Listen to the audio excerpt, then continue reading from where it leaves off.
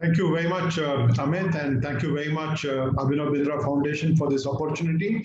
It's my complete pleasure to introduce Dr. York Krieger to you from the Netherlands, from Denmark, in fact, not the Netherlands. He's an associate professor in sport and social science in the Department of Public Health in the Aarhus University. He's a sport historian and holds a PhD from the German Sports University in Cologne. Dr. Krieger is the chair of Common Ground Sport and Society Research Network. He is also the editor of the International Journal of Sport for Society and co-leader of the International Network of Doping Research. His research interests include the history and current politics of the Olympic movement, societal changes in sport and doping. In his most recent monograph, published this year, he explored the history of international governing body of track and field sport, World Athletics.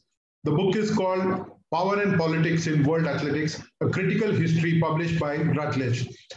It is my pleasure now to invite Dr. Krieger to present his keynote address on Olympic movement in the post-pandemic era and its implications for civil society.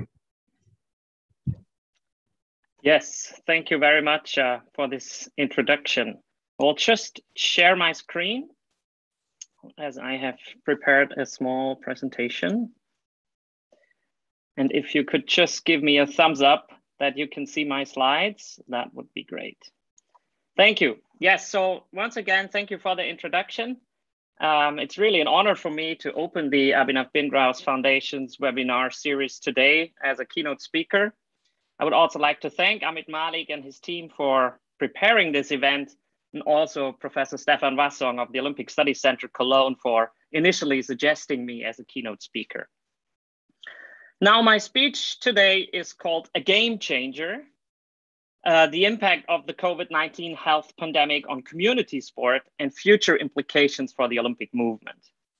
I was asked to provide a more general perspective on how the ongoing health crisis has affected the area of sport and physical activity, with a specific focus on community sport, to then get the discussion started.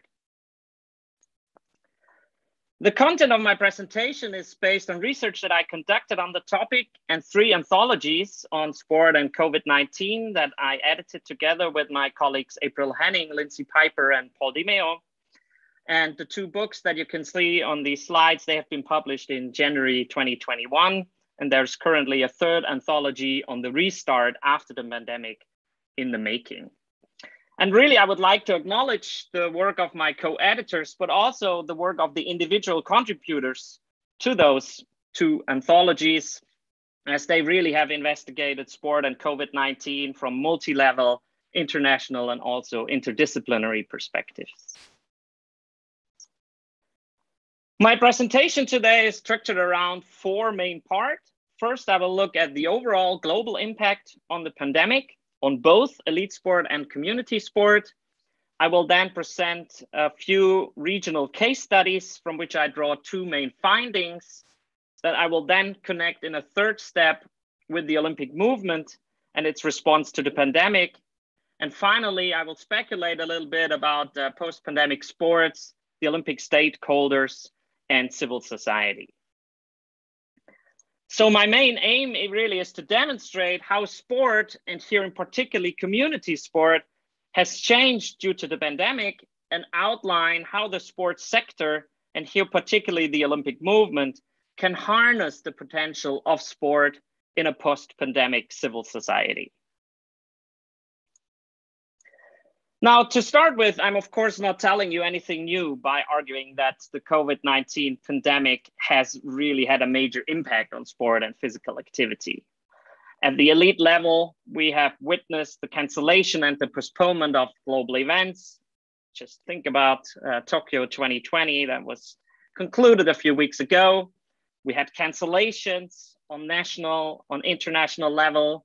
I just took the example of the badminton Indian Open for a local example, but we've also seen that some sports resumed without spectators and other safety measures in place.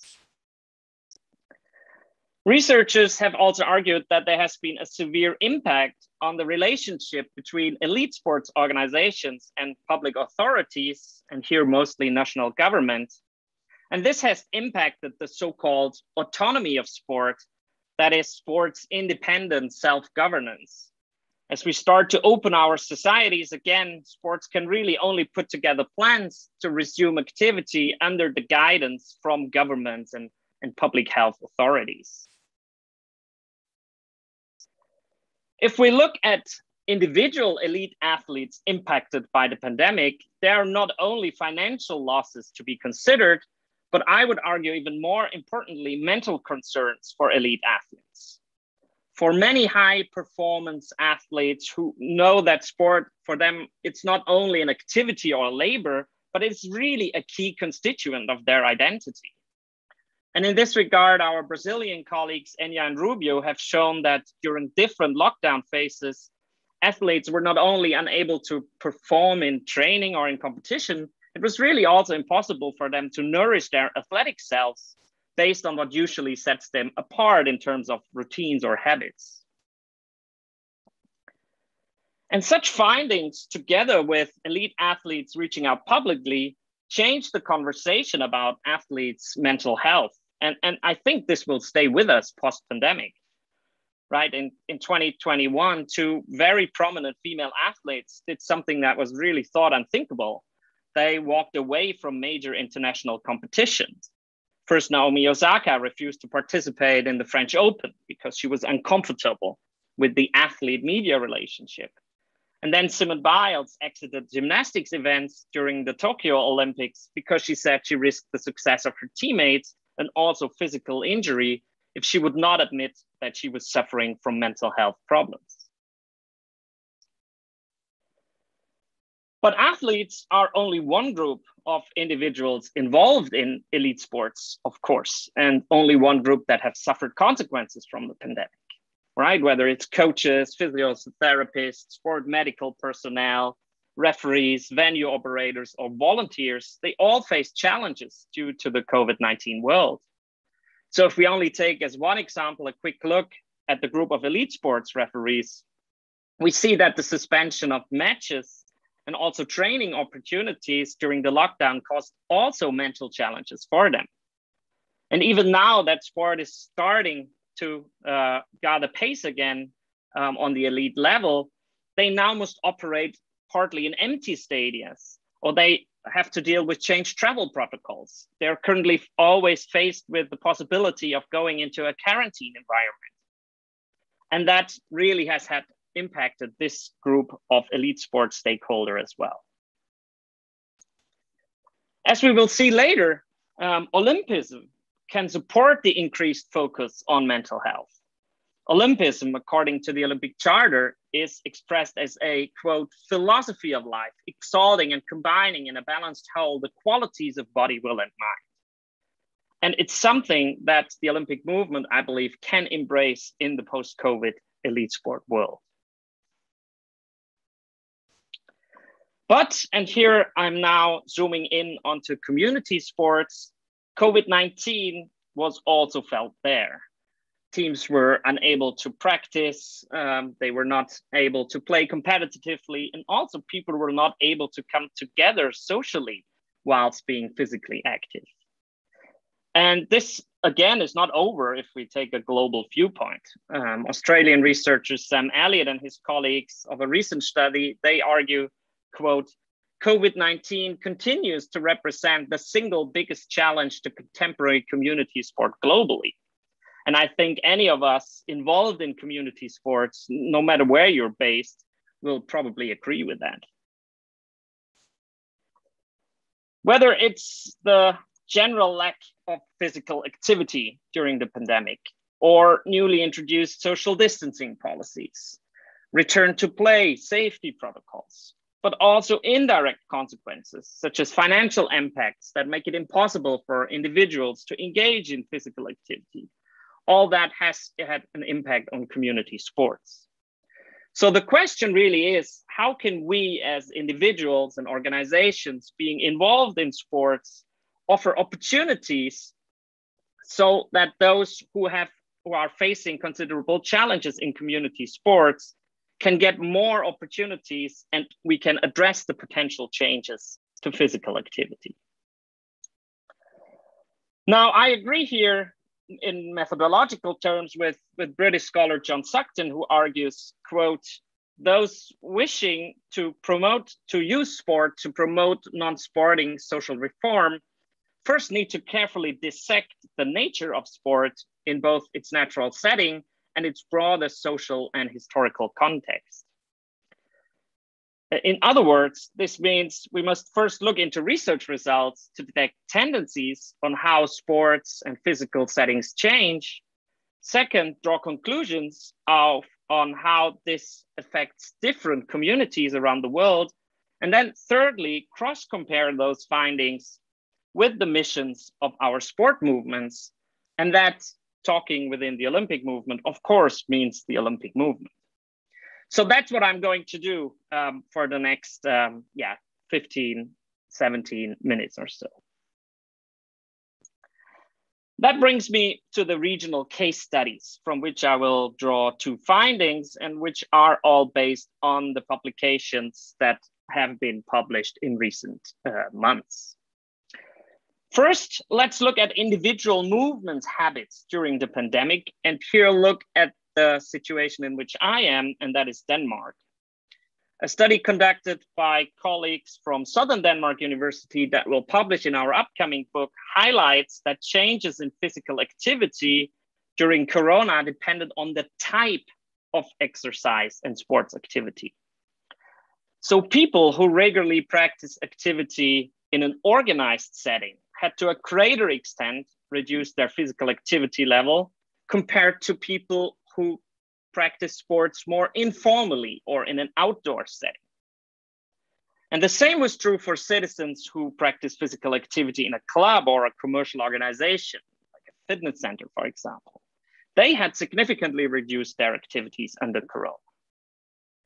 So in short, Corona has had significant consequences for the level of physical activity for those who only practice organized and facility-dependent sports and exercise activities.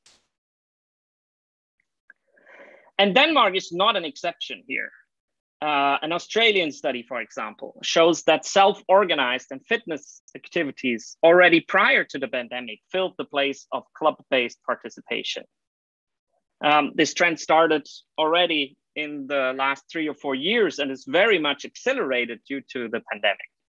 Groups of all ages are now easily connected through social media, for example, and they come together to participate very informally.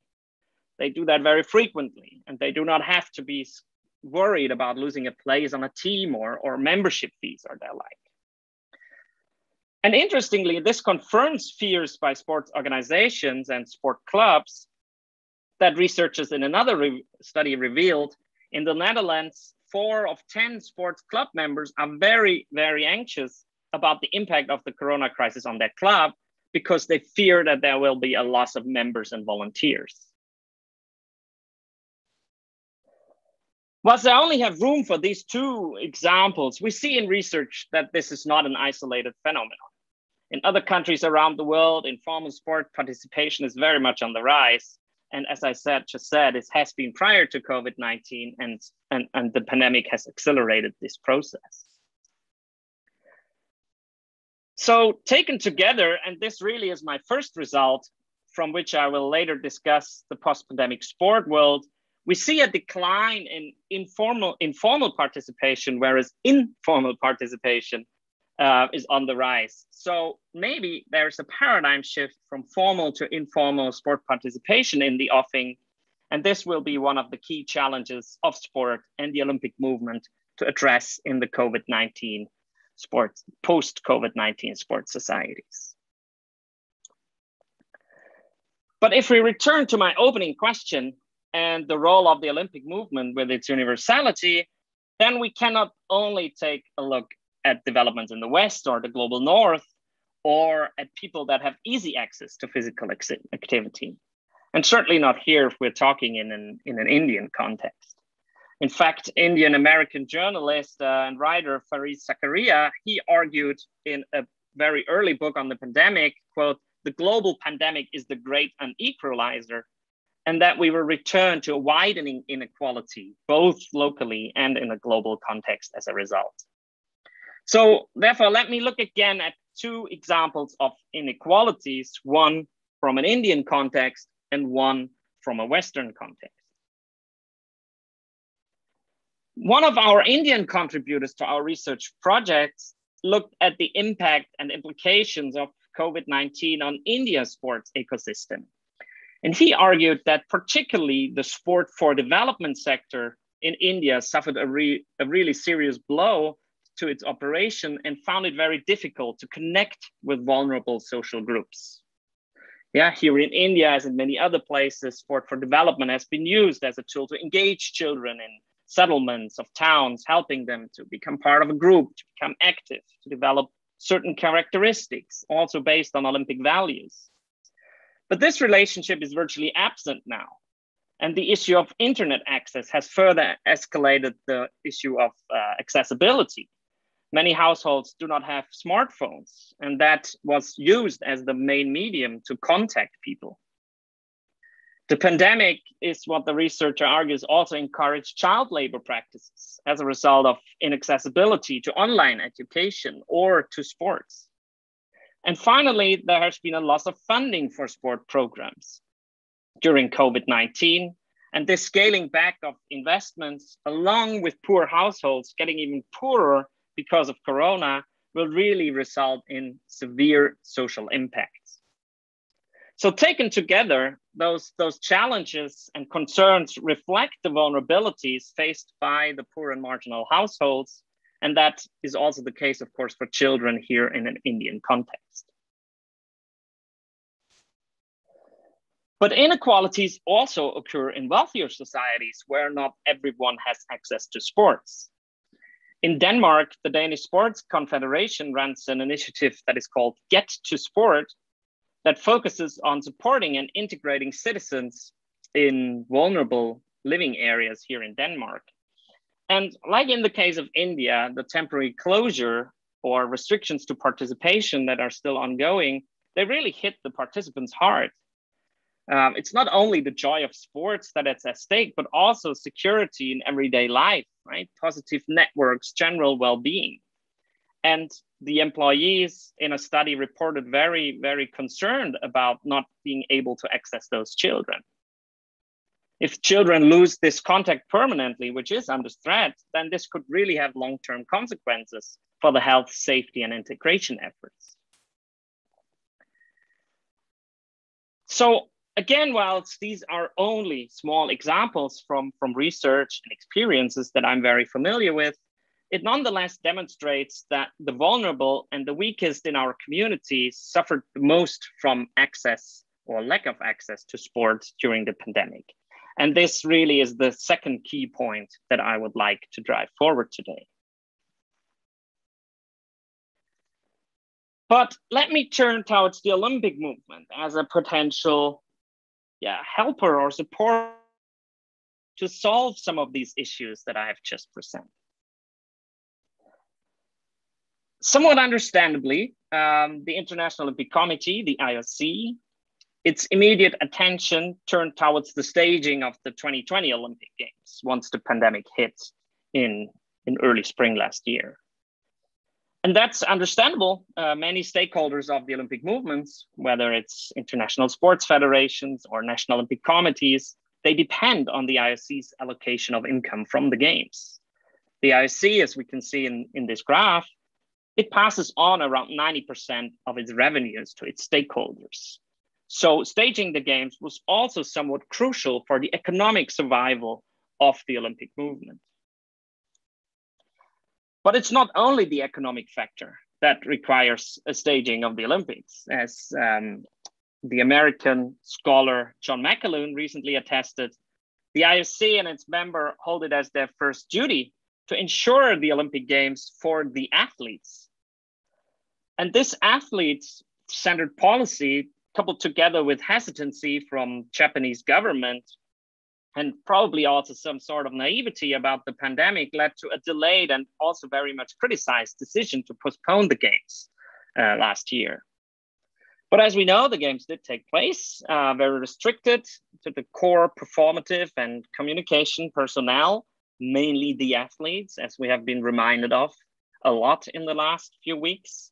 And the games were labeled a success by the IOC, even though, of course, some question marks remain about the potential impact of the COVID-19 spread onto the Japanese population. But the Olympic Games are only one of the Olympic movement's pillars, of course, and indeed the intentions of its founder, the French baron Pierre de Coubertin. Building characters through sport with the goal to make communities stronger was also a main objective of Coubertin. And I believe this is best captured in this quote from 1919, where he wrote, quote, "All forms of sport for everyone. That is no doubt a formula which is going to be criticized as madly utopian. I do not care. I've weighed and examined it for a long time. I know it is accurate and possible." So clearly, Coubertin recognized sport as incorporating essential values that should be promoted among the broader public. And in Coubertin's views, such educational goals were very heavily tied to the staging of the games. He believed that sports, Olympic sports, and the competition, the competitive nature, should create a momentum for what he later called sport for all.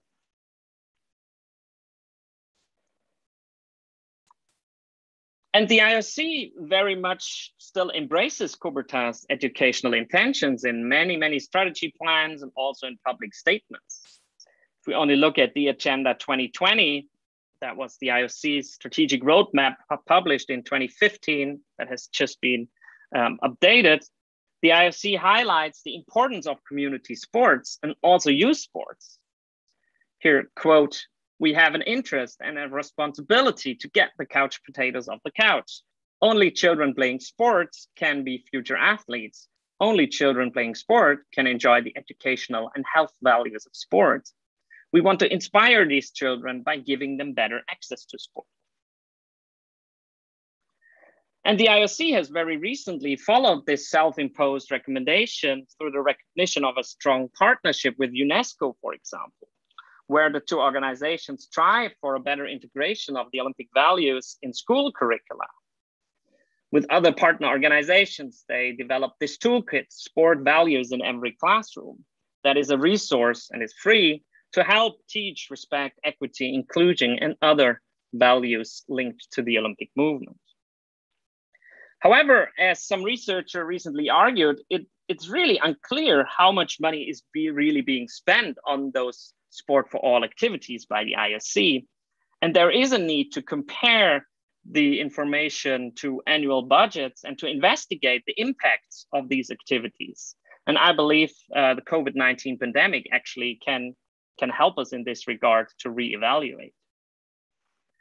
But it's also important to highlight that the IOC can certainly not address all global needs by itself, and there are further stakeholders within the Olympic movement that have to implement the Sport for All mission, right? We have NGOs like the one that's presenting this webinar that is serving local communities, and they are asked to provide programs.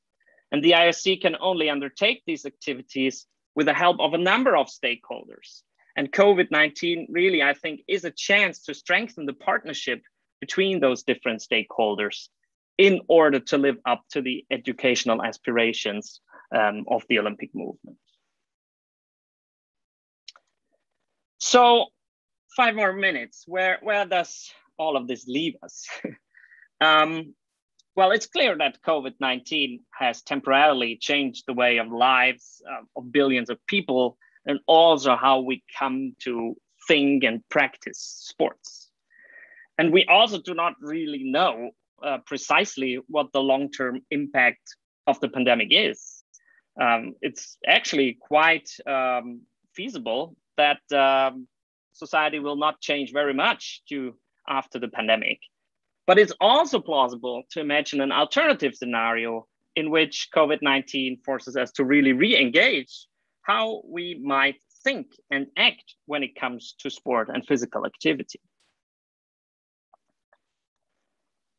Whatever the scenario we're going with, at the end of the day, I believe that the two main findings that I advanced today with regards to the effects of the pandemic on community sports are really significant and required to be addressed no matter what sort of society awaits us post-pandemic. So as a reminder, the 2 points I tried to bring across were first, the potential paradigm shift from formal to informal sports participation, and the danger that the most disadvantaged in our society suffer the most severe consequences, particularly with regarding to access to sports. So now that I also brought in the Olympic movement and its educational mission, how can Olympic stakeholders address those two findings with regards to post-corona sports? Well, with regards to the paradigm shift from formal to informal sport participation, I believe that the sports sector should and must grab the potential of the paradigm shift from organized to informal sports. It's really important that local governments, NGOs, and also sports organizations secure spaces for informal sport to ensure access to sports facilities. And that's something that Australian researchers Genus et al. Actually already argued for prior to the pandemic. What this means now is that we need to open already existing sports spaces for participants that want to practice sport in a more informal way. And of course, this requires some sort of rethinking about ownership of sports spaces, physical activities, and also the sporting participants. It also means partnering with other institutions, such as schools or long-established clubs, and really consider alternative ways to manage space to allow for informal sporting opportunities. And I do believe that this is also in the sense of the Olympic movement that is actually going for urban sports, for example, as we've just witnessed at the Olympics too. So let me again bring in a local Danish example here of Frederiksberg Skole, which is just around the corner, where the roofs of the public buildings can be used for informal sport opportunities all day and all night. Yeah, of course, such a creation of informal space only works in cooperation with public authorities. But that's also something I said at the start with regards to elite sports. There is a closer connection between public authorities and sports organizations. And I believe with regards to this paradigm shift, there can be fantastic synergies created.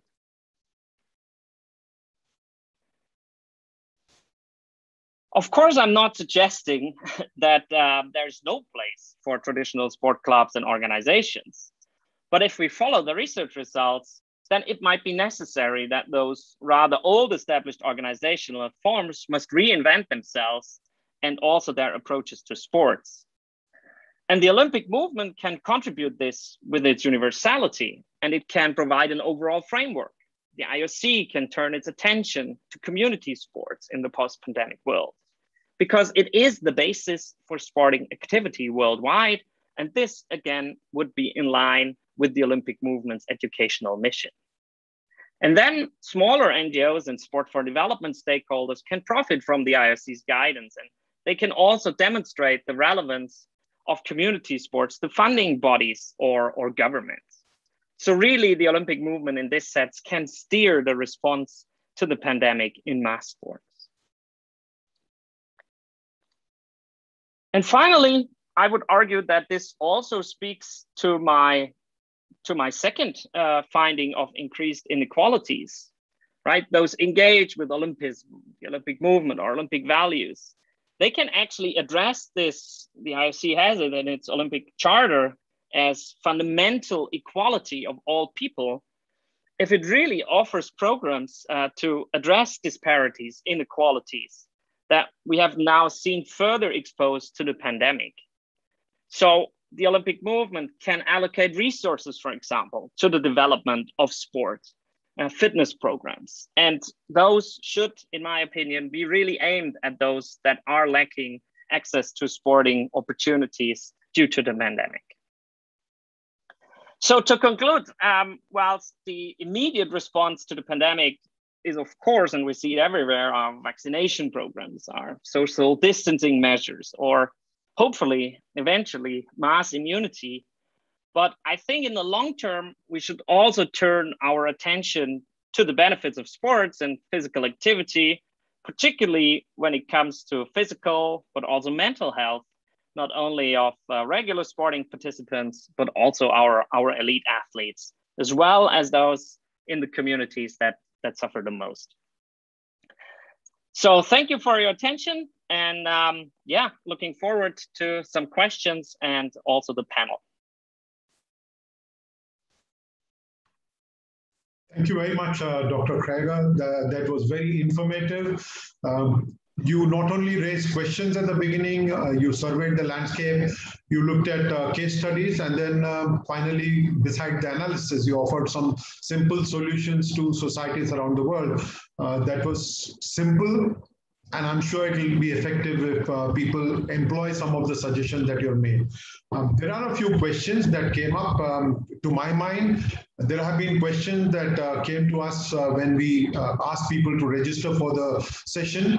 And let me start by asking you one question about Tokyo 2020. Do you think it has become the symbol of hope now? It has been held after a year's gap. It was postponed because of the pandemic, but Tokyo 2020, now has it emerged as a symbol of hope in a world where upheaval seems to be the order of the day all around us? Yeah, good question. And I suppose the answer depends on who you ask. But it's very clear to me that, of course, the Games were intended to be a symbol of hope by the Olympic movement and, in fact, our sports industry or the sports sectors. And I think the Olympics have shown that sport as a whole can overcome, the pandemic, because it was possible to stage those games. But as I also outlined in my talk, we need to, of course, also ask our question: what was that the most important need that we had within sports, or were there not other things that have to be addressed, right? And I talked a lot about community sports. Now, I think the link between the Olympic Games as a key driver of the educational mission of the Olympic movement is important, because Coubertin saw this link, of course, and he saw the Olympic Games as the one event to spread the values through role models that are the athletes to reach the sport for all mission. So I think in that sense, I would agree. But at the end of the day, it's about engaging young people in physical activity again and providing them with the opportunity. So I'm sure there's a lot of critical voices also that say, well, the attention should really have gone somewhere else. And thank you very much, Dr. Krieger. There's a question that came to us from Himanshu Talukdar. He wants to know, how can emerging nations balance grassroots and elite sport in the post-pandemic era? Yeah, it's a very good question, I think. And that not only applies, of course, to the post-pandemic era, but we've seen that previously as well. Certainly, if you see, the effect of that single Olympic champions have on a nation and potentially also sports participation, like we can cite India as an example here, right? With the fantastic Olympic success a couple of weeks ago. That will impact community sports, and therewith we can, of course, justify some of the investments that we make into elite sports and hope for that trickle-down effect. But on the other hand, of course, I would argue that the emphasis first and foremost should be on community sports, also post-pandemic, because this is the driving force for then also what happens in our elite sports sector. The balance, that I think really depends on the individual cases that we are talking about. But if I would have a budget to deal with, then I would really suggest putting it into community and elite sport first, and then put elite sport here in the second row. I will get to the divide between elite sport and community sport widening in just that bit, Doctor. But I would have this question from Melina Astana. I found it very interesting. Melina Astana asked, has COVID widened the divide between developed and developing countries? in terms of athlete development, especially in the last couple of years. Did the Olympic Games kind of tell you that the gap is now widening a little bit more? I think in the short term, it's very difficult to say, and we did not necessarily see that. But I think in the long term, it might lead to that. Because as I outlined, in environments where there is a lack of resource already, that's what I link to this term of inequality, they will be thrown further back because of the pandemic. And in the long term, I can absolutely see that. That athletes coming from more difficult backgrounds will find it challenging to compete with those from the more developed countries. But we do not have actual evidence or research for that right now, certainly not of the Tokyo Games. But it's a very interesting question and certainly something to look at in the future. Question that came on the chat box from Saksham Singh. India's had schooling closed. Actually, no, all schooling is done. Most of it is done online, and schools were a nursery of sport.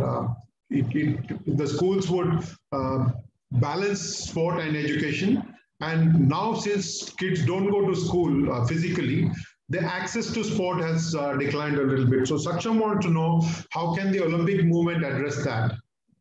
Yeah. Well, first of all, it's good that schools are a driver of physical activity because we do not see that everywhere, of course. But yeah, even so, that means they're even hit harder when schools are being closed. Now, see, the Olympic movement, and I tried to bring that across in my talk, it's a huge complex we're talking about, right? And I think if we're talking about the main stakeholder, and that is the International Olympic Committee, they can obviously not go into local communities or deal with issues where schools are being closed. But I think a framework can be provided for those more local stakeholders to step in as NGOs, for example, with the support of public authorities, because I really do believe this link is quite crucial now as we open up. And in that sense, work with the framework that is provided from the overall Olympic movement in an attempt to encourage and motivate young people to engage in this, what I call informal sports participation. Because at the end of the day, what we want to see is the effects of sports. And that is, of course, mental and physical health, but those are also those Olympic values that are so often talked about.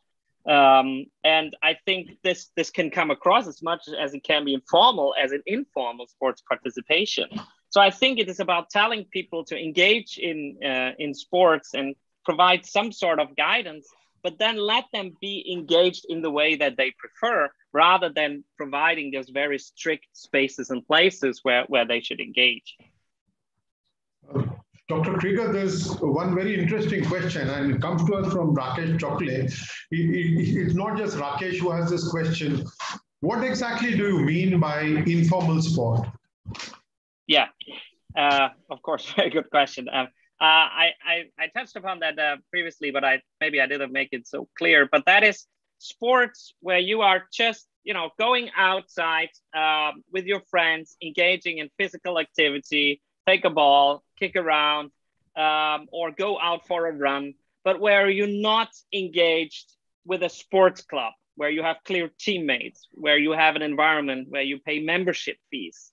It is that sort of sporting environment that I would define as informal sports or informal sports participation.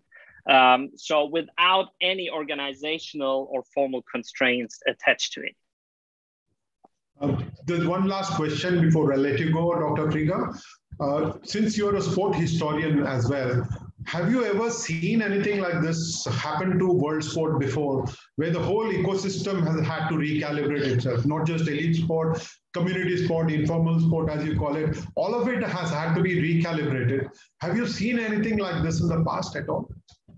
Well, of course, the Olympic movement has seen challenges, but they were more of political nature, right? Or financial nature. So really the only event that we can unfortunately compare it to is the recovery after the two world wars, where, sports and its main structures remained, right? So the IOC survived those two world wars, and also other national or regional sports organizations did. But that was really when sport had to be put back on the agenda of schools, of individuals, to really benefit from those reestablishment of sports sector as such. So that's probably the only two events that we can compare it to. But even then, during the wars, mainly set in Europe, people were engaged in physical activity and sports. Nobody told them not to do it, but that is what happened right now. So even that, it's something that we haven't seen before. So it really is a new challenge. And of course, that's also why we're talking about it here today, in order to find opportunities and ways out of it. There's one more question, Dr. Krieger, if you would like to answer that. It's about mental health. Now, the whole focus seems to be at the elite level. We talk about Simona Biles, for example. We talk about all players who are playing at the Olympic Games at the international level. But do we pay enough attention to mental health at a lower level, at national and regional levels? Are we paying enough attention? Is that a major cause of concern at this point of time, particularly in the post-COVID era? I think we do not pay enough attention to that. But I think also, again, it's that effect that the Olympics also had.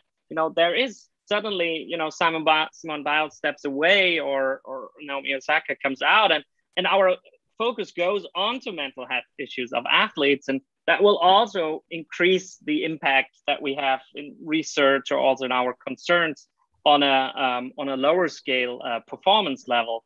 So I agree, there's not enough focus on that. If we look at those studies that I've presented on sport for development, for example, they also focused on mental health of sport for development participants that cannot engage in physical activity anymore. So it's kind of tackled, but hopefully this global attention to the issue would also have an effect on other levels of sports when it comes to mental health of athletes. Thank you very much, Dr. York Krieger. It's been very informative. In a short session, you have managed to convince a lot of us that a lot more needs to be done. But the Olympic movement is taking care of it at its own level, and I'm sure it will percolate down to the regional and city levels, and even areas that are not really urban. There was one question though from Africa. If you've got any case studies there, and you might want to answer that on the chat box before you leave, Dr. Krieger. Yeah. Thank you very much for your time and for the valuable insight that you have shared with us today. Thank you so much. Thank you. Thank you. And thank you very much again for the invitation. Thanks. It is now my honor to invite India's first Olympic Games individual medalist, Abhinav Bindra, who's the founder of the Abhinav Bindra Foundation, and the reason that we've all got together here today. Thank you very much, Abhinav. You've not just been a champion of sport, but you have been a great advocate of the Olympic movement in India, and as a member of the Athletes Commission in the International Olympic Committee. Thank you very much for putting this together and for your time today. Thank you. It is my pleasure to be here. I think it's a really important topic that we are discussing today. And it really comes from my own mental, how I've mentally evolved from being an athlete to now being a former athlete. I look at sport much more differently. When I was an athlete, I was obviously very narrow-minded and only focused on winning medals. But now that I have exited my investment of sorts, and I can look back at sport and look back at my journey more dispassionately, I only now really realize the true power of sport and the true meaning of sport. And it is exactly what Dr. Krieger was talking about really taking the values of sport to community levels. I think there lies the real power of sport, what it can do to societies, what it can do to shape young minds. Whether you become an elite athlete or not, I think it's just important to experience sport, just to learn from sport, learn from the experiences of sport, because sport is so unique, and it really builds character. It also reveals character, but again, it's the values which are most important, and really how it can shape the lives of young people. We are all after economic success. And, if you look at all the great economies of the world, they also happen to be sporting superpowers. And that hasn't really happened by accident. And I do believe that sport has had a role to play, because all these, entrepreneurs or business people or professionals have experienced sport at their foundation levels. And I'm quite certain that those values that they learned on the sports field will keep them in good stead, have kept them in good stead and made them successful in whatever chosen field that they've pursued their life in. So I think sport has a really, really meaningful role to play off the field as well, off the playing field as well. Thank you very much, Abhinav. I will definitely get around to asking you about how your perception of Olympic movement has changed from the time you retired in 2016 to now. I will definitely get around to that. But for the moment, let me invite Cora Burnett, who is a professor in the University of Johannesburg. She's also the director of Olympic Studies Center and holds a doctorate in human movement studies, very different to physical education, I guess. And we shall get to know the difference. And she's also got a doctorate in social anthropology. Very consummate professional, very diverse interest in sport. And she's now the director of the University of Johannesburg Olympic Studies Center and the president of the South African University of Physical Education Association. She's also presented numerous papers. I'm not going to list them all out. She's got more than 160 presentations which have been peer verified and published. And I think we will only benefit from Cora's immense knowledge when we get to hear about Olympic movement in the post-pandemic era and its import on civil society. Welcome to the panel discussion, Cora. Thank you so much. It's really a pleasure to be part of you and also part of the Commonwealth nation. So we family from the global South side. Yes, thank you for inviting me. Do you want me to invite the other, are you inviting the other panelists, or how do you want to proceed now with the discussion?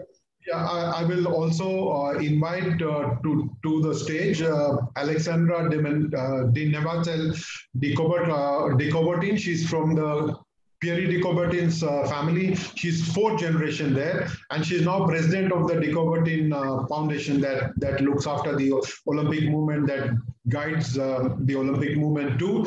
She's a member of the International Olympic Committee's Heritage, Culture and Heritage Committee, and it is really wonderful that she's spared some time to be with us as well. Welcome to the discussion, Alexandra. Thank you so much for inviting me. It's been just really inspiring to listen to all of you so far. I will be very happy to say a few words as well on behalf of the family of Pierre de Coubertin. Indeed, I represent his family at the IOC. We are about 30 cousins in the world, and we have a strong mission, which is to really stay very authentic to his original intention. So I will say a few words in that regard, but I'm very honored to be part of this panel today. Thank you for inviting me. Thank you very much. Let me start by trying to define what Olympism is. We saw a definition that Dr. Krieger had put up in his presentation that came from the Olympic Charter. But Abhinav, let me start by asking you how you define Olympism. Well, of course, the key values are of, excellence, respect, and friendship. But I think it really embodies the values of sport. I think sport, of course, teaches you how to win, but more importantly, it teaches you how to lose. It teaches you the necessity to work hard, to have honesty, to have integrity. It teaches you the need to have a goal and to pursue it. With all these values, it teaches you to engage in conflict as well, with a spirit of friendship and respect. As an athlete, I was in many positions during my sporting career where I had conflict with my coaches. But, Olympism is all about having conversations with that degree of respect, with that degree of friendship. It also sport, and I think Olympism also helps us become good listeners. And I think when we talk about today's societies and young kids whose attention spans are so limited, sport also teaches you how to listen and listen to many different points of views.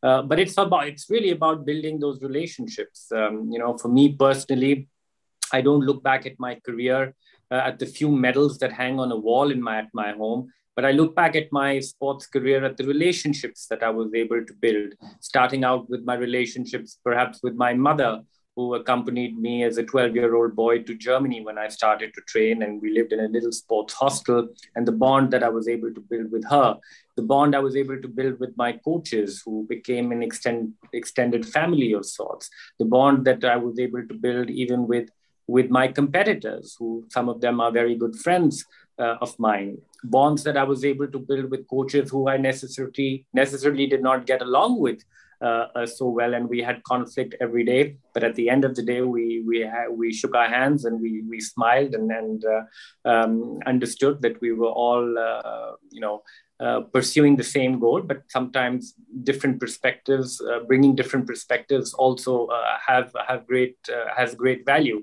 And these are relationships, I still continue. I may have exited my sport, but, the conflict coach who I often talk about, I'm still very much in touch with him, and I speak to him often on little things in life. He continues to be my greatest critic, but also a great friend. And I think these are all these elements which have how I have been personally affected how sport has affected my life, how sport has shaped my life, and how the larger value of Olympism has shaped my life and who I am today. I don't look at the end outcome of what I became and I won a gold medal at the Olympic Games. What really stands out to me is what sort of a person I became in the process of achieving that goal. And it is all these values of Olympism which I've at least tried to live my life with, and will continue to live my life with for the rest of my life, because they've shaped who I am and they're really embedded in me. And in whatever I do, whether it is in sport or non-sporting activities, these values will always remain true to me, and I at least always attempt to follow these values. And I think the whole area of Olympism has a huge role to play in nation building and in shaping young societies, specifically young societies like India's, because we are a very young country, 50% of our population under the age of 30. Not everybody will be able to experience sport at the end of the day. We in Dr. Krieger's presentation, we talked a lot about education. We also have to see more, I think in the post-COVID world, we also have to see more innovative ways on how these values can really be embedded in education. Because I think all these values of Olympism have a great role to play in education. And we just have to do that more effectively, because there is a population which will experience it naturally through playing sport, and that is the best possible scenario that we can look at. But there's a huge population across the world which doesn't play sport, but they can still live life of Olympism and live life through the philosophy of Olympism. And they must get that opportunity to imbibe these values. Thank you very much, Abhinav. Dr. Cora Bernard, may I ask you an academician's point of view, since you've practiced and followed sport for development at great length, would you be able to define Olympism for us, please?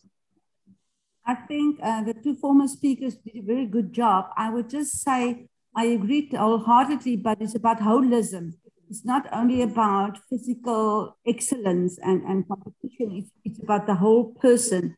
And I think that development and value-based development, in the end, you live your values, become your values, embeddedness of values that, and I know the criticism is about universality of values, but for me it's about holistic development, holistic living, a responsiveness and active citizenship, that variety of outcomes you can find based on a holistic approach to value-based education and living it, embedding it in your life. Thank you very much. And how would the Behrens family look at it? Alexandra, would you like to join in and tell us what Olympism means to you and what it should mean to the rest of the world? Yes, thank you. That would be my pleasure. What I'd like to say is to start by just giving you a little bit about the character of Pierre de Coubertin, by saying that he was, before and everything, a humanist and an educator. And so Olympism is really a translation. His intention was to create a language that would be universal, humanistic values that would be understood by all. And so they've been put and expressed already. So I just want to really make sure that there's this crystal intention that really is something that needs to be framed, that should be the framework for anytime we talk about Olympism. It is really about having this universal language that allow everyone to connect and understand that we're one nation. And the intention was to avoid wars. So I'll give you a little bit of also text. Pierre de Coubertin was born in 1863. This is a while ago, which is when unfortunately there were many wars, there was many misunderstanding, education was uneven, and a lot of nations had tremendous nationalistic, and we also talk actually of obscurantisme, which is a term a little bit pretentious, but people were living in the dark. They just didn't see the world like we can see it today. And that led to misunderstanding and wars. And so his intention was really to bring everyone's awareness of the fact that essentially we're a big team. The world is a big team. And so he was very, very passionate about education. In fact, his first work and his first intention was to reform the education in France. At the time, the education was really focused on educating the brain, and it didn't have any attention on the heart or the body. So it's essentially raising intellectuals. He was very inspired by a British system, actually. There was a school called the rugby school, and a very famous man called Arthur, who had really understood that there's one way we can build character, and it's through sport. So that became kind of a seed start for his, well, how can we change education? We have to bring sport into education. And then along came also the values of sport. It builds character, it allows people to test their limits. So I can talk a long time, but let me just summarize this.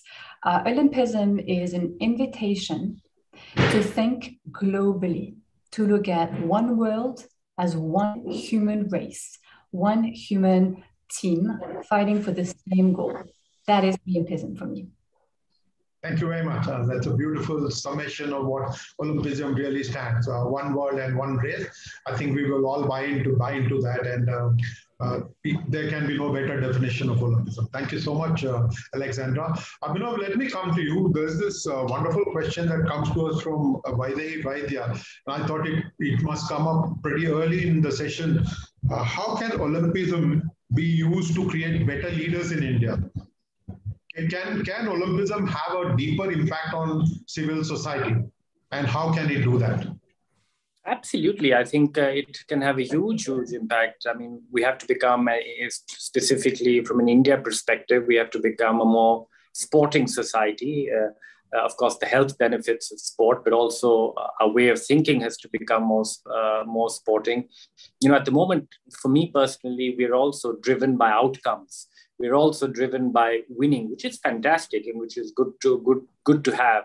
But sometimes what we really lose is, you know, the whole journey along the way. We lose to focus on the process, and you know, just Olympism and playing sport, imbibing the values of sport, puts that focus on the journey, puts that focus on the process.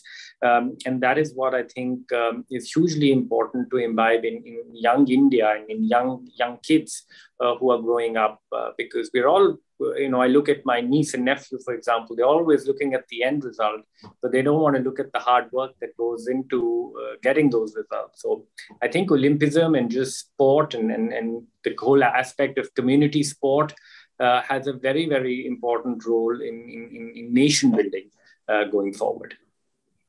Thank you very much, Abhinav. Dr. Cora Burnett, sticking with that, talking about Olympism, throwing up leaders and impacting civil society, I want you to tell me what kind of impact have you seen and what kind of impact do you see the Olympic movement playing in society at large?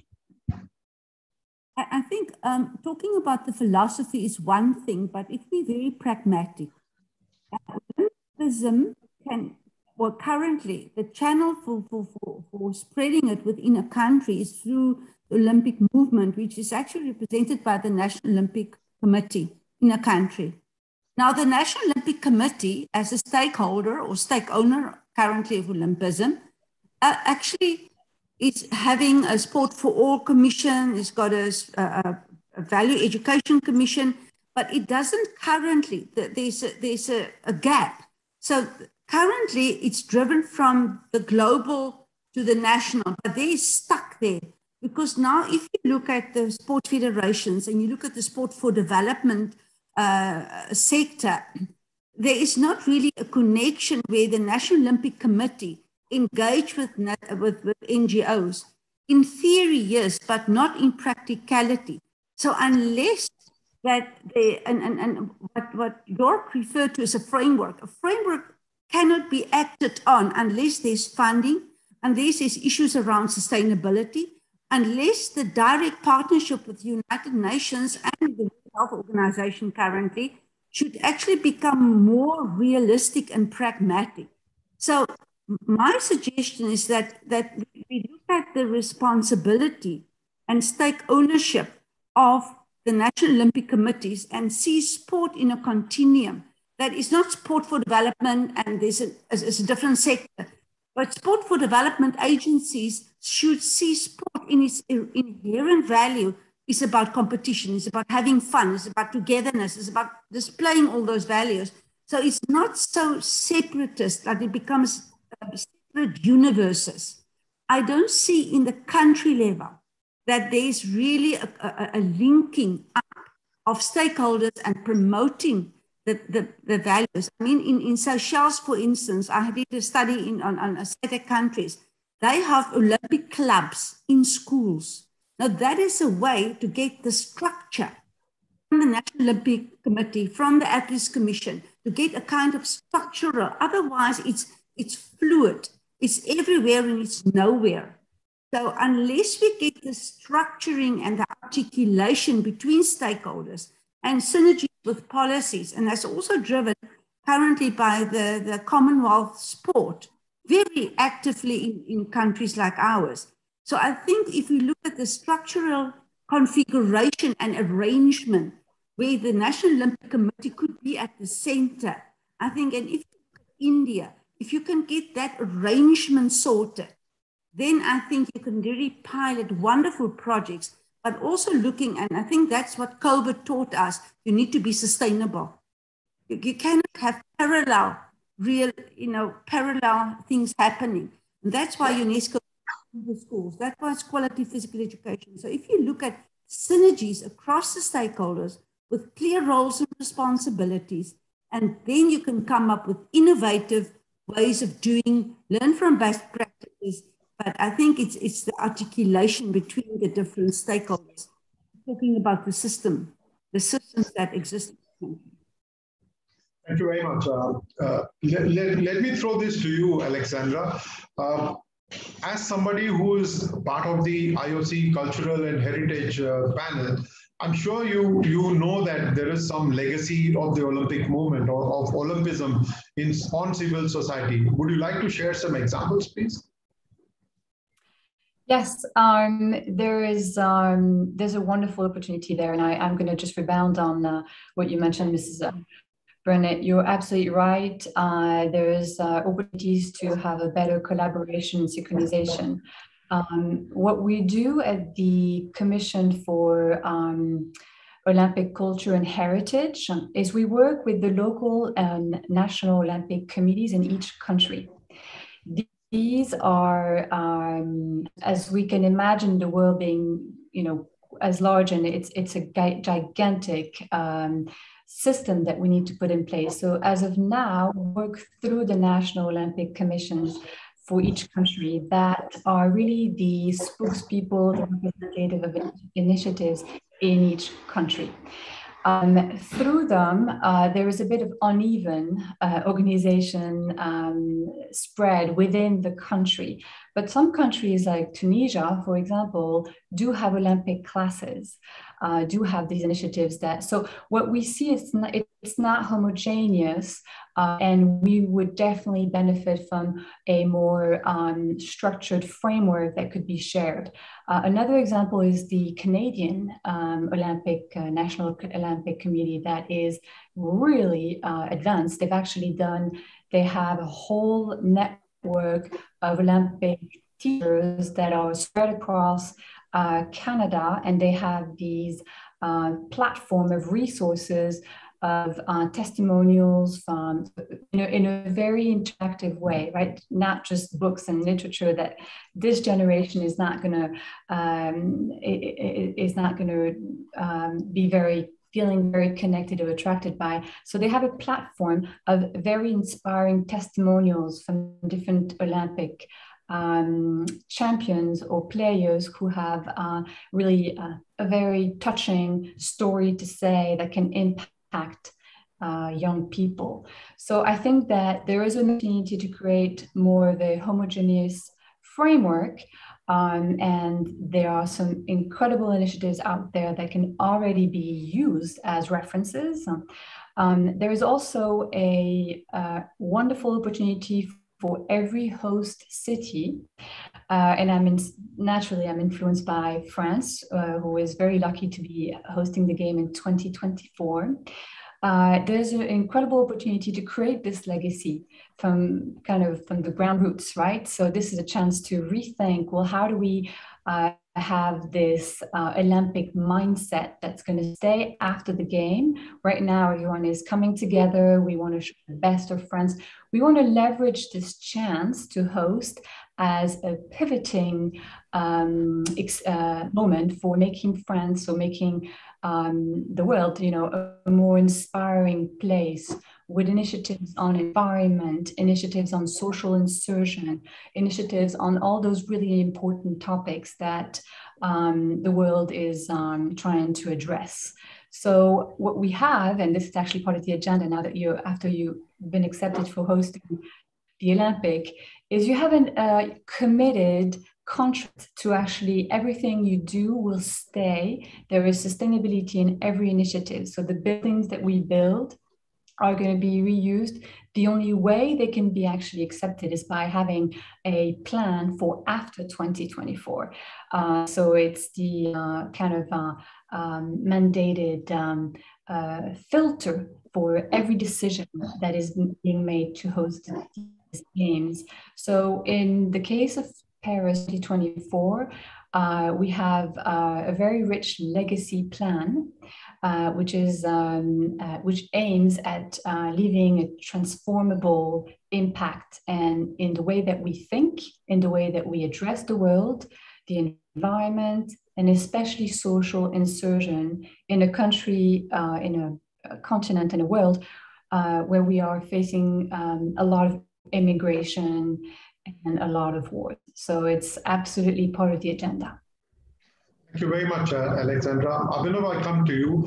I want you to draw from your own experience of seeing Olympism, both as an athlete and now as a former athlete. I don't know if you can ever be called a former athlete, but before, as an athlete who was competing in the Olympic Games and as somebody who watched an Olympic game for the first time from outside, I want you to draw on that experience and then tell me a little bit if actually Olympism can be, and the Olympic values can be taught in schools. I think we don't touch it at all in our schools, but do you think it is something that can be taught in schools?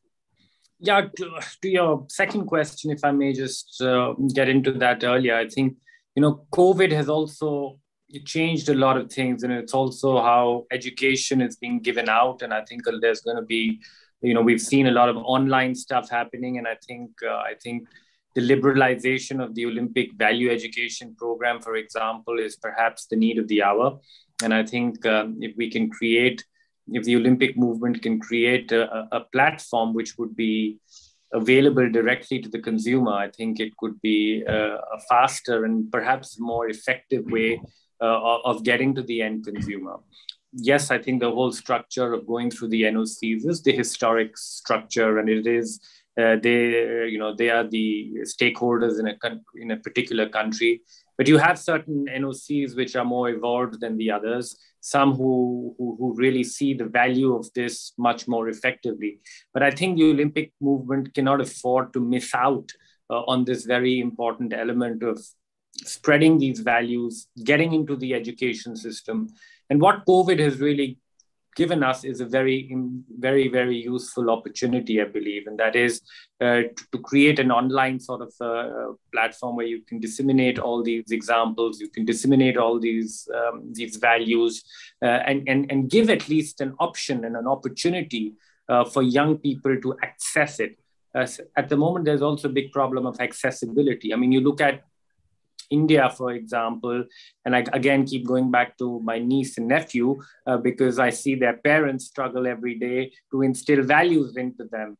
And there is no better way than the Olympic movement to provide them with examples which will hold them in good stead going forward. And I think if we can really create an interesting and an innovative way of putting together something, a workshop or something which can be delivered online, I think it will improve the accessibility to all what we are talking in a much more effective manner. And I think it'll just allow us to get into education systems in various parts of the world much more effectively, because we'll suddenly be able to reach the direct consumers. Of course, if certain NOCs want to take up interesting projects, that's even better, because that'll only bring in a contextualization of the whole aspect. It'll bring in a local flavor into delivery. But even if that's not happening, we can at least reach the end consumer through this online stuff. To your first question, I think, it's this whole Olympic movement which has defined my life. I'll give you a couple of examples. I competed in one of, not an Olympic Games, but in an important championship where my rifle broke, and I had to borrow one from a competitor. And there you see the values of friendship, where a competitor loaned me his rifle, and I ended up winning that competition. There was a competition where I ran out of bullets during a final because there was a shoot-off, and I hadn't anticipated how many bullets I needed for that competition. So I walked to my next door competitor and borrowed some bullets. So it is this camaraderie, it is the values of friendship that I learned from this Olympic movement. It's defined me as the person that I am. I mean, the Olympic guy that I keep saying, the Olympic Games come once in 4 years, but for us athletes, I think the Olympic Games are every day, because we wake up with the same ideas. We wake up with that determination. We wake up with that energy to pursue our goals with honesty, with integrity, with having respect for others. Also, we often talk about respecting others, but sport also teaches you a very unique thing, and that is it allows you to gain your own self-respect. And that is something very, very unique to sport. In my entire sporting career, yes, I did win some competitions and I was successful at particular times in my life. But what it really did to me was allowed me to gain my own self-respect. And that will remain for the rest of my life. And how did I gain my self-respect? I gained my self-respect by working hard every day, by putting in my best foot forward, being brutally honest to myself, and looking myself into the mirror every night before I went to sleep and ask myself the question, have I given it my best with all honesty and with all integrity? And when the answer was yes, I often had a very good night's sleep. And, it taught me that, hard work is the best sedative that you can ever get. So it is all these elements which I think has defined me. And of course, these values of sport, the values of Olympism, has a huge, huge, huge role to play in our nation, in nation building, in young societies. But we have to find a more effective way of even making sporting systems recognize these softer elements of sport more effectively. Sometimes even very evolved sporting societies and countries are very, very driven by outcomes. How many gold medals will we win? which is great, but we mustn't forget these softer elements, which we must not forget to instill in all our athletes. And once we instill it in all our athletes, they become these ambassadors of Olympism. And then society looks up to these role models in a much more effective way and imbibes those values in a much better way. So it's also about sporting structures,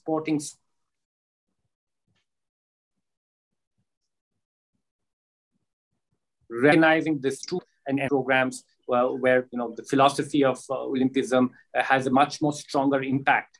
And athletes, when they win, are able to take these values to larger society and articulate these values through their actions and through their words in a much more effective manner. Thank you, Abhinav.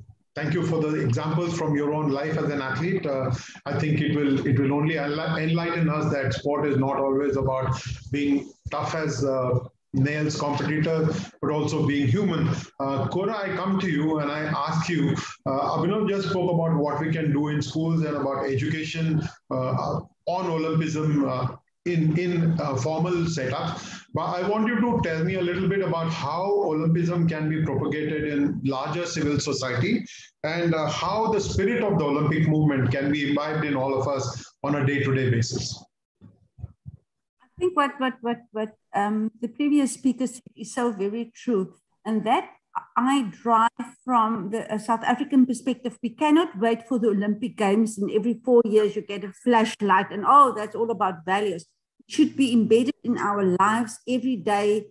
The way, as you say, you go to sleep, you go stand up, that should be what drives you to be a better person, to be a humane society, a humane institution. For me, is also to look at avenues in terms of NGOs. I think it's the time for NGOs to come on board. And I don't think that is really emphasized well enough. I mean, initiatives like this, and especially your NGO, that's driven with a lot of insight in a country like India.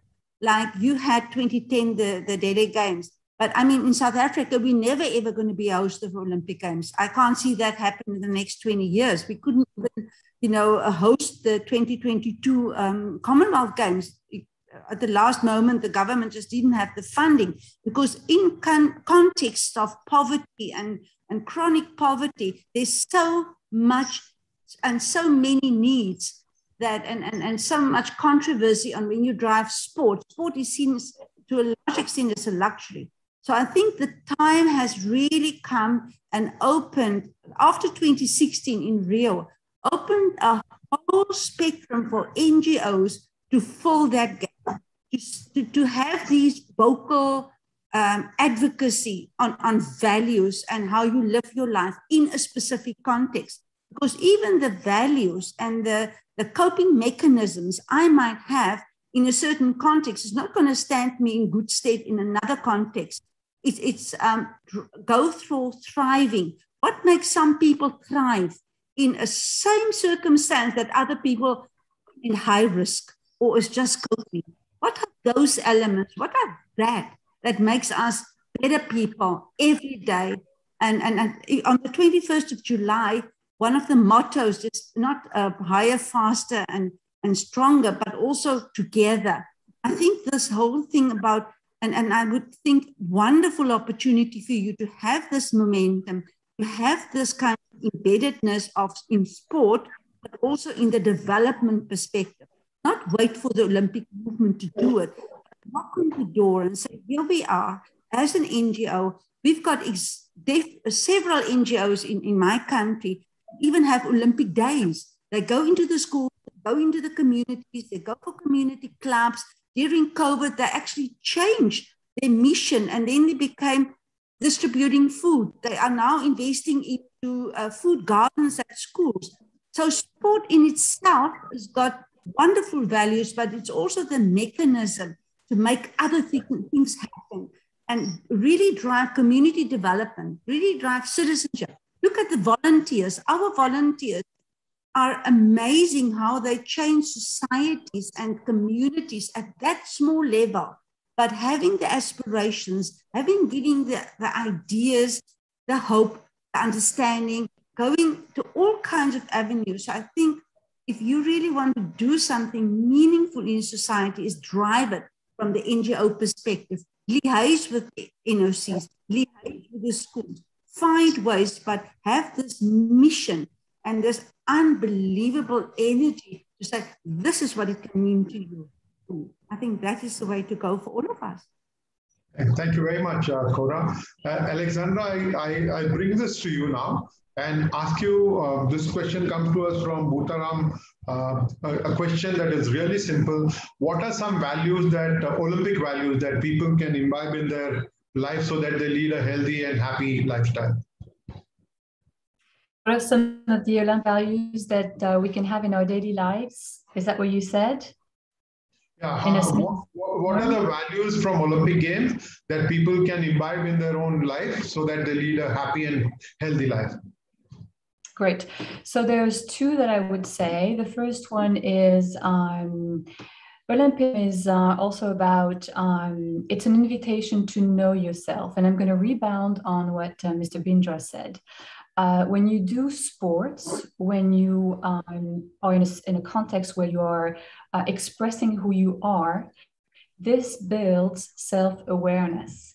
This self-awareness is going to be critical for building character and being a good citizen and just expressing creativity, and the joy of every individual is going to be, it's going to be a channel to express it. So Olympism is about, it's an invitation to be self-aware of who you are by expressing yourself through sports, but also through this mindset. So this would be the second part of Olympism. It's a mindset of giving the best of yourself, right? So we talk about excellence. That's one of the core. There's excellence, friendship, and respect. To me, the one that I really invite people to take home is excellence. Not excellence like I want to be the best, but excellence as an invitation to do the best that you can, to try your best. So it's really a mindset of putting the best of you in what you do. That would be maybe some simple suggestions of how to take home the spirit of Olympism. Thank you very much, Alexandra. Abhinav, I think this will be my final question to you before we throw the floor open to some questions from people who have logged in. This question has got to do with the future agenda of the Olympic movement. How can, for example, sustainability or inclusion or gender equality, all of that play a role in civil society? All that the Olympic movement is campaigning for, how can civil society accept that and make it a part of it itself? I think let me start with gender equality, and I think the Olympic movement is really has become a champion of that sort. So we already saw almost a gender equal games in Tokyo with, I think, almost about 49%, and we will have our first gender equal games in Paris in a couple of years' time. And it's not just being promoted at that athlete participation level, but also at the governance level. We see many more women coming into the governance of the Olympic movement, a lot more women participation in all the different IOC commissions, for example. So we are seeing a big push there, at least on gender equality.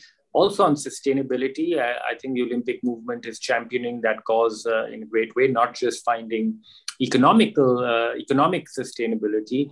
I think the Paris Games is a very unique model, which has inclusion of social businesses into the whole scheme of the whole Paris 2024 project, supporting social businesses. That is it is a priority point in the whole project, with Professor Yunus really helping in that cause, who is a champion on social businesses, but also for the environment. I think the IOC is going to be a climate positive organization by 2024. There's also talk of the Paris Games already being climate positive. There's huge investment going into creation of an Olympic forest in Africa, for example, to to offset emissions, for example. So a lot of work being done on the environment as well. The Olympic House, the new Olympic headquarters of the IOC, is perhaps one of the most sustainable buildings in the world, one of the most eco-friendly buildings in the world, having attained the highest quality standards in terms of sustainability. So a lot of work is really going into that. I think also from an economic standpoint, a lot of changes are being made, and also of the hosting of the Olympic Games to find economic sustainability in them. We see a lot of those points coming to the Agenda 2020, now Agenda 2020 +5, where host countries have a lot more flexibility in hosting of the Olympic Games. You don't need new stadia, for example. Temporary venues are actually being promoted. I think we lost Rajaraman, our host there, so I might have to play host for a couple of minutes. But again, a lot of work going into sustainability. Perhaps, Alexandra, would you like to add upon the whole issue of sustainability, perhaps, because you're working quite a lot with Paris, and perhaps you have a more direct view of what is happening with the Paris project? Well, there's one cool, I think, example of sustainability that's going to greatly help Paris is one of my favorite sport, which is triathlon. I don't know if you are familiar with that, but it's about running, swimming, and biking. And the swimming will actually happen in the river of La Seine. Now, La Seine, as you can imagine, is incredibly old and dirty. And so it has become one of the most ambitious initiative, which is to clean it so that athletes can actually swim in them. So we will have a clean river, swimmable, for the Olympics. And this is going to take a major project of actually the main source of dirt is rainwater.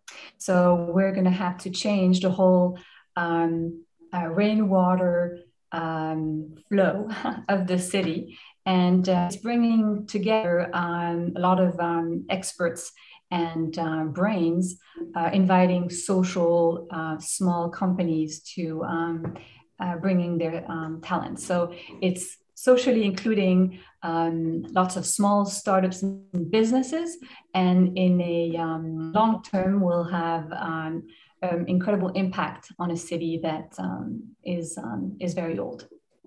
Yeah. If I could perhaps even indulge a little bit and ask you both a little bit about the whole aspect of urbanization of sport. We're seeing a lot more urban sports come into the Olympic movement, which I think has a tremendous role to play going forward, of course, in the Olympic program, but also to get communities together. Dr. Burnett, would you like to perhaps talk a little bit about these new urban sports, which are really come out of street sports, but really have a tremendous power going forward to really get communities involved into the whole Olympic movement much more, and also, of course, the youth of today are driven in a much more different way, and they're taking up very different sports than what was happening a decade or two ago. So would you like to perhaps talk a little bit on these urban sports? I think that could be an interesting element to also bring together. I think really, what you said is really fantastic, because I think it will have reciprocal effects, so that inner city projects will go with skateboarding. I think we've got really fantastic youth activities in skateboarding. So I think it would bring a reverse effect. So they would see it at the Olympic Games, that we inspire a lot of NGOs, schools to actually develop inner city spaces for basketball, for skateboarding, for these smaller games. I think it's a very positive thing to have mixed games, to have smaller numbers of games. I think we're going to see it for 2022 also in the Commonwealth. So yes, I think it will be really a fantastic effect so that your countries that don't have that much resources can invest in that. And I think it also will develop the spaces to be more friendly, more open, so that urban developers will also look at safety issues, but will also look at the interactive spaces. If you go to Lausanne, for instance, you just go towards the water line there, you just see table tennis tables there, and people can come and they can play, and that will link up with what York said. So if informal sport is actually going to happen, and you do have the spaces developed to attract having that kind of resources, that would be really, I think, a match that's well placed. If I could, now that I'm a little bit informed, Rajaraman, I'll have one more little question before I hand it back to you, perhaps to Alexandra, and just want to talk a little bit about the elephant in the room called esports. How do you think that fits into the whole element of Olympism? And because we are seeing, a great interest also of the Olympic movement investigate esports much more closely. We had the Olympic virtual series just held recently, but also just the youth of today are so driven by esports, and a large number of youth just so involved in it. So perhaps just like to ask you, how do you see that coming through, and how does one ensure if this has to take a stronger involvement into the Olympic movement, how do we make sure that the values of Olympism stay true to all these new sports and the esports coming to the fore? Well, thank you for this question. I think it is a very interesting question. It's certainly a territory that we're going to have to discover. It's an unknown zone, and this is, to me, a great chance to ensure that Olympism always stays relevant and up to its times. So in the story of Olympism, there's been lots of change in society, and staying very in tune with the new generation and the societal concern is, to me, a very critical part of Olympism, because it's about creating a platform where we can have this common knowledge and address the problems of today. So I think esports is going to be one of those opportunities where we're going to have to rethink, how do we really define sport? How do we integrate different forms of sports that are radically different? So it's about ending change. And I am not an expert on esports, so I will not be able to tell you how, but I really think it's going to be a great opportunity to rethink how we stay very relevant and very up to our times. So I'm following the evolution very carefully, because it matters tremendously for a family. Abhinav, may I ask you the same question? May I ask you to answer the same question? How do you view esport, particularly given the fact that there have been some online shooting events and they have been quite successful? Of course, esport are a very different ballgame altogether, but I would like you to answer the same question that you just asked of Alexa. Yeah, I think the Olympic movement and all of us cannot ignore it completely. I think esports is here, and it is something which has captured the imagination of the youth of today. And if we have to remain relevant, we have to find synergies going forward. But as Alexandra just said, that it is very, very important to also ensure that these values that the whole Olympic movement is based on are not lost, and they remain central to anything that comes in esports. But I think esports is already playing quite an interesting role in a lot of sports. For example, sailing already has an esports world championship which is going on, and that is organized by the world governing body for sailing, and that is an attempt from their sides to attract their youth to their sport. Not everybody will suddenly go to the waters and start sailing, but even if they manage to convince a small number, to take up that sport, to get interested in that sport, I think is a positive step forward. So I think there has to be much more synergies which will have to be explored between the esports world and the traditional sports. But I think, as Alexandra rightly said, it is a huge opportunity going forward. But the values have to remain at the core and at the heart of anything that we do. Right. And as we wind down our panel discussion, Cora, may I ask you, are we getting ready to move away from the word physical education and start calling it movement education or movement engineering? Are we getting to that stage soon? Yeah, I think I was involved with ICHPA, and that was a big debate. Do we use physical education, keep it to the physical, or we're going to focus on the movement education, because we're talking about physical literacy, but now it's changed to movement literacy. I think this is still a philosophical debate, but I think the emphasis, we have to just make sure that the physical is understood not only for the prowess of and the physicality only, but also have a more broader understanding. And then that leads me back to the previous topic about esports. And I think there will be a drive to see that we don't actually get esports to have more couch potatoes, but actually drive also the physical element of activity and movement.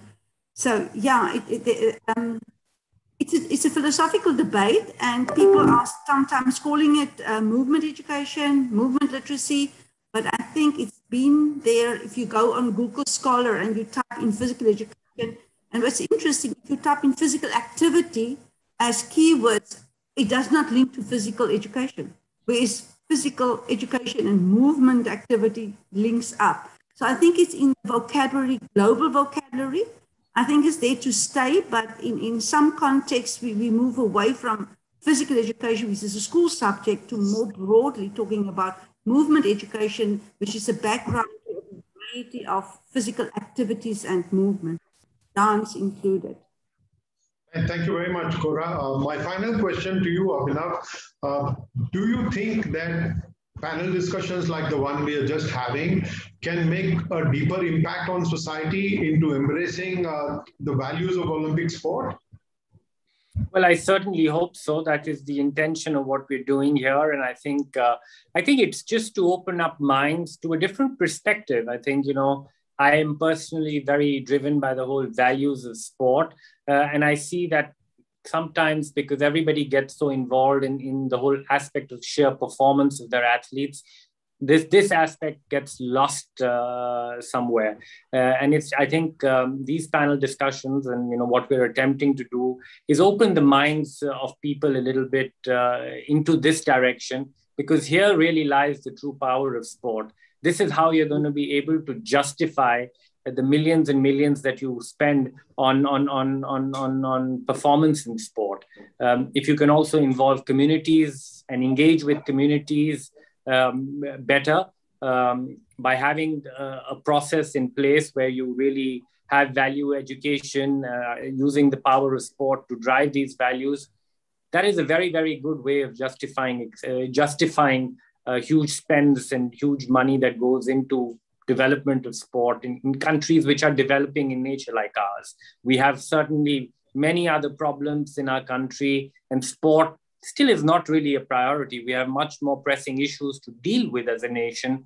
But if we really imbibe this whole nation building aspect through the values of sport, that is a wonderful way to justify all the money that goes into sport.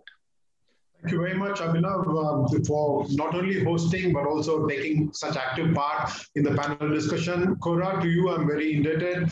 You have offered us unique insights. Alexandra, thank you very much for your time.